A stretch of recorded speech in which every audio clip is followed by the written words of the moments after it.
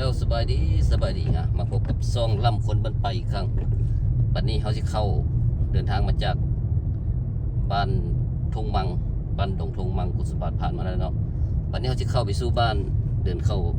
ทางเข้าไปเบิ่งบ้านผ่านบ้านหาดเกี้ยงผ่านบ้านหาดเกี้ยงบ้านซาบัดหรือบ้านอุดมสมบูรณ์แคมเงือบ้านแห่งแคมเงือหาดเกี้ยงใครบ่เคยมาเบิ่งนำกันเนาะผ่านเบิ่งนำกันว่าหาดเกี้ยงเป็นอะไรมีบางปีเนาะมีบางปีหลายๆปีผ่านมาหาดเกี้ยงช่วงฤดูฝนน้ำท่วมฤดูฝนผ่านมาแต่หลายปีแล้วเนาะหลายปีแล้วปัจจุบันบ่ค่อยจะท่วมแล้วหาดเกี้ยงเริ่มเข้าสู่หาดเกี้ยงผ่านทางแบงบ้านนากุ้งมาเข้าสู่หาดเกี้ยง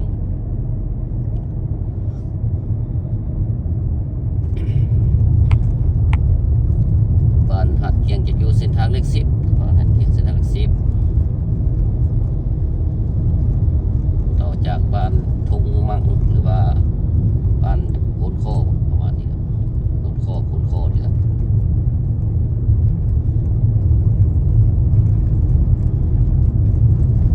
เส้นทางตามเส้นทางจะมีร้านอาหารบ้านพักรีสอร์ทหลายๆอย่างเนาะตอนนี้ก็เป็นร้านอาหารเนี่ยชมวิวเก่าไปได้ไกลมากลองเวซีเบิ่งเพิ่นว่าอาหารแซ่บ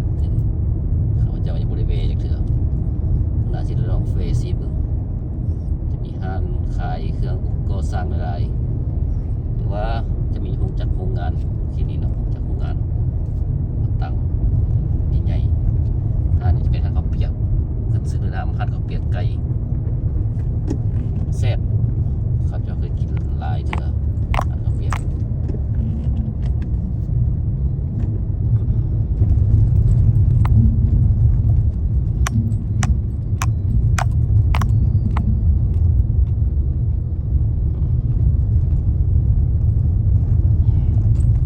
บ้านหาดเกี้ยง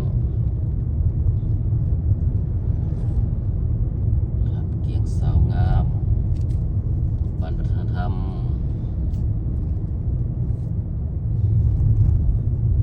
ข้าพเจ้าเคยมาบุญทรงเหือหลายๆปีผ่านมาบุญทรงหาดเกี้ยงหลายปีผ่านมาประมาณ10 กว่าปีแล้ว10 กว่าปีผ่านมา10-20 ปีผ่านมานี่จ้ะ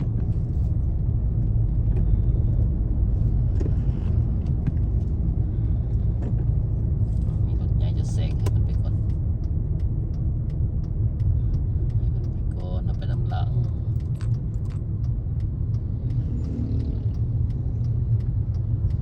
แซงแม่โคแซง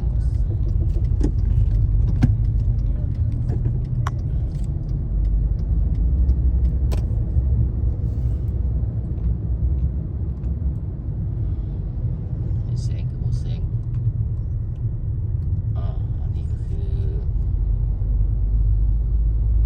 เส้นทางผ่านบ้านหาดเกี้ยงเส้นทางเลข10ที่ผ่านบ้านหาดเกี้ยง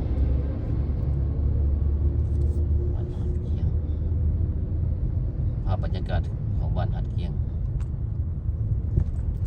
เขตนี้ถ้าเป็นช่วงสงกรานต์ม่วนอันนี้คือตลาดพนโคคุมหาดเกี้ยงตลาดพนโคคุมหาดเกี้ยงเป็นไงตลาด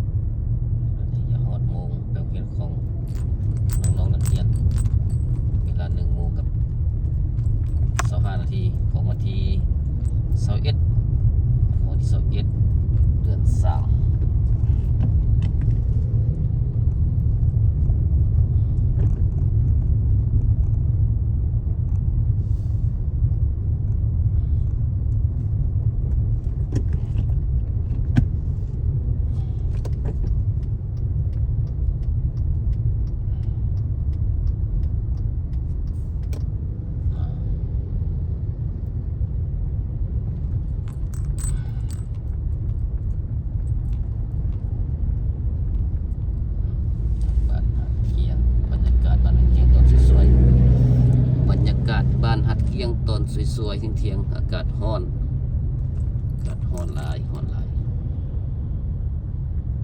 ากาศร้อน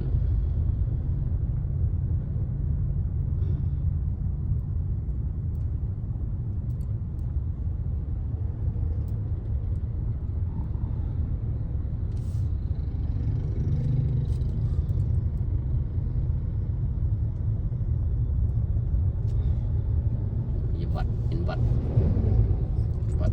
แคมเงิม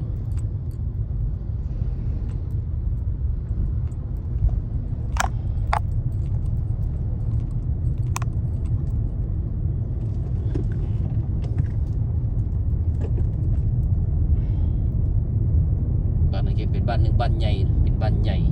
ของเมืองสถานีบ้านใหญ่